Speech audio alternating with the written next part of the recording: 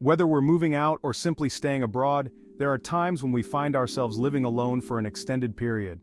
And while even temporary independence can be a wonderful thing, after a while, the thrill can wear off, and we can start to miss the people we used to see every day. At that time, it's very easy to feel lonely or sad due to a feeling of isolation or disconnection. I'm the same way. So when I find myself staying alone for a while, I make sure to connect with people in other ways. One of the easiest and fastest ways to stay in touch with people is by phone. Words can't express just how comforting it can be to hear a loved one's voice during a bad time. And since everyone has a phone these days, my loved ones are never more than a quick call away.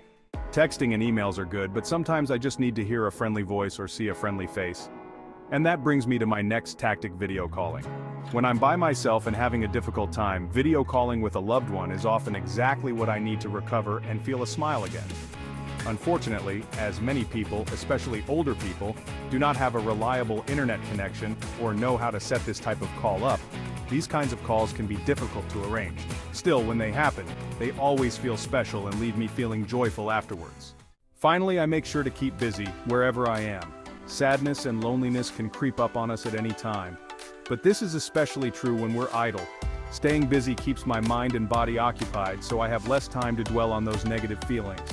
When I can't talk to the person I wish to, checking out my to-do list can offset any sadness I'm experiencing with feelings of accomplishment and progress.